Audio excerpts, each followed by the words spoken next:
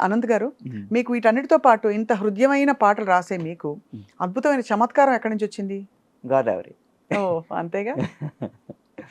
హ్మ్. ఎందుకంటే నిజంగా ఇప్పుడు మీరు మిడిల్ ఈస్ట్ మ్యూజిక్ విన్నారనుకోండి, ఎక్కువ సింధు భైరవ రాగంలో తారాస్థాయిలో హమ్మింగ్స్ లాగా అనిపిస్తా ఉంటది. అంటా ఉంటది గదా! ఎందుకంటే మిడిల్ ఈస్ట్‌లో పంటలనేవే మృగ్యం.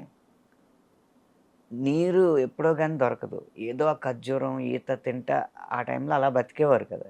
ఆళ్ళకి సరైన ఆహారం దొరకడమే కష్టం. దొరికిన ఏదో ఆ ఒంటెలను చంపుకొని, ఆ మాంసాహారం తింటా, రుచికరమైన ఆహారం అనేది వాళ్ళకి చాలా అరుదు. సో, ఆకలి బాధలు ఎక్కువుంటాయి. ఆ సంగీతం కూడా అక్కడ అలాగే ఉంటది. అవును. గోదావరి ఉంది. ముఖ్యంగా మా కడుపు నిండిన బేరం మాదైతే. హ్మ్. డబ్బుండదేమో గానీ, అన్నానికి లోటుండదు. ఎప్పుడు ఇప్పుడు కడుపు ఖాళీగా ఉందనుకోండి, దాని ఒక్కదాని మీదే దృష్టుంటది. కడుపు నిండాక 100 ఆటిల మీదకెళ్తది దృష్టి. అందులో కొంచెం కారం కూడా లోటు లేనప్పుడు ఎటకారం ఒకటి బయటకొస్తది. సో, కారం, ఎటకారం, మమకారం అన్నీ ఎక్కువే మీకు. అంతేగా గోదావరి జిల్లాలో? హ్మ్. హ్మ్. సో, మీరు రాస్తూ వచ్చిన పాటల్లో హ్మ్. మీకు బెస్ట్ కాంప్లిమెంట్స్ అందిన పాట ఏది 'తాను అంటే నేనువే.' 'తాను నేనువే' కదా? హ్మ్. హ్మ్. అన్నీ రెహమాన్ గారి పాటలే మీకు ఎక్కువ కుదురుకున్నాయనొచ్చా? అలా ఏం లేదండి. ఇప్పుడు 'ఎటో వెళ్ళిపోయింది మనసు' సినిమా ఉంది కదా! ఇళయరాజా హ్మ్. గారిదది మ్యూజిక్. ఒక పాటకి నంది అవార్డు, ఒక పాటకి ఫిల్మ్‌ఫేర్ అవార్డు, ఒక పాటకి బిగ్ మ్యూజిక్ అవార్డు అలా వేరు వేరు పాటలకొచ్చినాయి. ఒకే హ్మ్. పాటకి చాలా అవార్డులు వచ్చే సందర్భాలుంటాయి గానీ, ఒకే సినిమాలో వేరు వేరు పాటలకి మంచి మంచి అవార్డులు రావడం అనేది అరుదుగా ఉంటదనమాట అలా. ఇప్పుడు ఈ పాటలన్నిటికి మహానుభావుల్లాంటి సంగీత దర్శకులు మీకు ఫోను చేసి మాట్లాడినప్పుడు హ్మ్. మీకెలా అనిపిస్తూ ఉంటుంది ఆ టైంలో? అంటే ఒక నర్వస్‌నెస్ ఉంటుంది కొంత. ఒక అలజడి. ఇప్పుడు కాళ్ళు లేదేమో గానీ అప్పుడు కాళ్ళు ఉండేదిగా? వణుకుతాయండి. వణుకకుండా ఎందుకుంటాయి అసల. ఫస్ట్ టైమ్ రెహమాన్ గారిని కలిసినప్పుడు ట్యూన్ తీసుకోవడానికెళ్ళాను. అప్పుడు నేనంటే డోంట్ బి నర్వస్ అని ఆయనే సముదాయించారు. ఇళయరాజా గారి దగ్గరికెళ్ళినప్పుడు కాళ్ళు వణకడం కూడా కాదు. మొత్తం బొటనవేలు దగ్గర నుంచి తల వరకు మొత్తం బిగిసిపోద్ది. ఆయన కూడా చాలా ప్రేమగా మాట్లాడి అలా వాళ్ళు ఈజ్ చేసిన తర్వాతే మనం మామూలు స్థితికొస్తాం. వాళ్ళు ఆయనకి మీరు మల్టిపుల్ వెర్షన్స్ వినిపిచ్చారా? ఫస్ట్ టైమే అప్రూవ్ అయిపోయిందా పాట? ఫస్ట్ టైమ్ అప్రూవ్ అయిపోయినాయండి. హ్మ్. ఇళయరాజా గారి దగ్గర అంతే, రెహమాన్ బావుంది, గారి దగ్గర. బావుంది, బావుందన్నారా? ఎలా హ్మ్. అన్నారు? కరెక్ట్‌గా ఉంది. మంచి సౌండింగ్ ఉంది. హ్మ్. ఎంత అదృష్టవంతులండి మీరు. అంటే నిజంగా ఇంతమంది సంగీత అదృష్టవంతంగానే. పరిశ్రమలో ఉండడం. అంటే హ్మ్. ఎంత అదృష్టం దక్కిందంటే మీకు 60ల నుంచి అదే 70ల నుంచి మ్యూజిక్ చేస్తున్న వ్యక్తులతో కూడా పని చేయగలిగే అదృష్టం దక్కింది. ఇళయరాజా గారవ్వచ్చు, విద్యాసాగర్ గారవ్వచ్చు. అలాగే ఇప్పుడు ఈ కాలంలో అందరిని మెప్పిస్తున్న సంగీత దర్శకుల చేత కూడా లతో కూడా కమ్ పని ఆన్ కమ్ ఆన్ తమన్ కళావతి. గారవ్వచ్చు, అనిరుద్ గారవ్వచ్చు. హ్మ్. అలా అన్ అన్ని వయస్కుల సంగీత దర్శకులతో పనిచేసే అదృష్టం మాత్రం నాకు బాగా ఆ! దక్కింది. మీకా అంటే మీ మనసు సింగిల్ మిమ్మల్ని కార్డ్‌లు. అవును. Single card. హ్మ్. తర్వాత మీకు ఉండే గొప్పదనం ఏంటంటే ఆనంద్ గారు మీరు అన్ని తరాలతో కనెక్ట్ అయ్యే హ్మ్. ఏంటి ఒక విజ్ఞత ఉంది మీలో.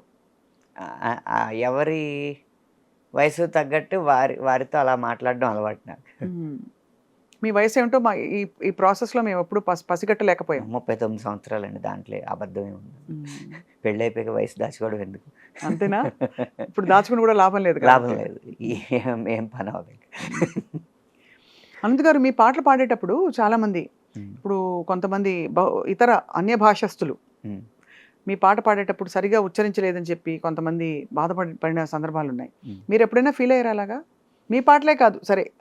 నేననేది 'సిద్ అంటే శ్రీరామ్' గారు కావచ్చు. మన భాష గాయకులు పాడినప్పుడు ఆదరించే మనసున్న వాళ్ళే అన్య భాష బా గాయకులు పాడినప్పుడు విమర్శించే అర్హత ఉన్నవారని నా ఉద్దేశం.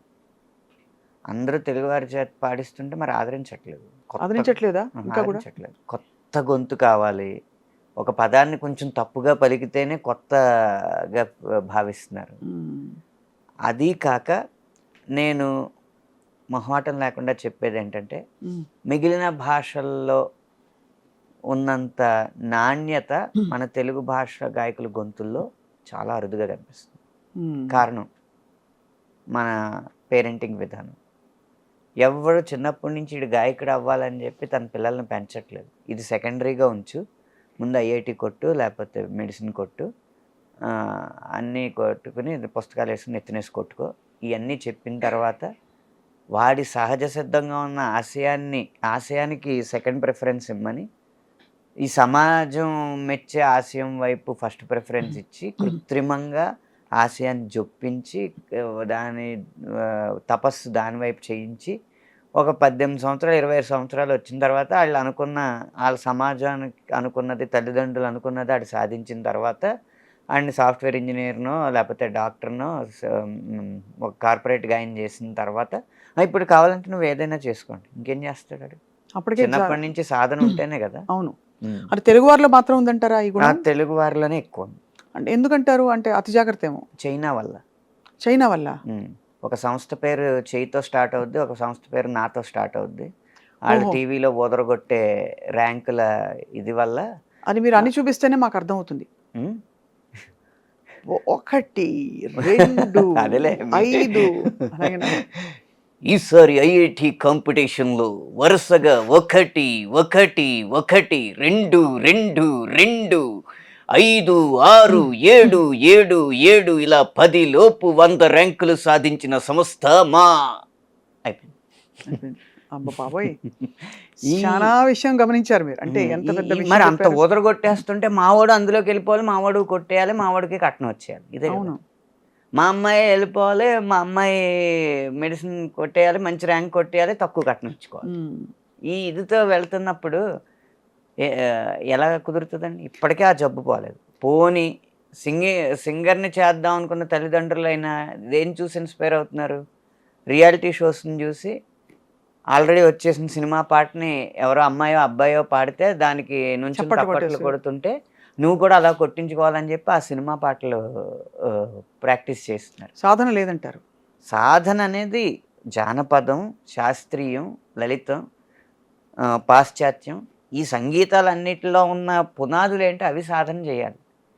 మన జీవితంలో నేర్చుకున్న కళని, మన జీవితంలో ఎదురైన అనుభవాల్ని క్రోడీకరించి కలగలిపి మనదైన కళ బయటికి తీస్తే అది సినిమాకు ఉపయోగపడుతుంది. కానీ సినిమాలో వచ్చేసిన వాటి ద్వారా నేర్చుకుని మళ్ళీ సినిమాల్లో పైకి వద్దామంటే అది అవ్వదు. ఎప్పుడు మన ఒరిజినాలిటీ ఉంటేనే కదా సినిమాలో ఒక ప్రత్యేకత ఉంటుంది. కరెక్ట్, అంతేగా. పెంచిల్ దాస్ గారి పాటలు ఉన్నాయి, ఎందుకు నచ్చినాయి? ఆయన మట్టి వాసనని ఆ పాటల్లో జొప్పించగలిగారు కాబట్టి. అవును. కాసుల శ్యామ్ గారి పాటలు ఎందుకు నచ్చుతున్నాయి? ఆ తెలంగాణ సంస్కృతిని కమర్షియలైజ్ చేయగలిగారు కాబట్టి. అలా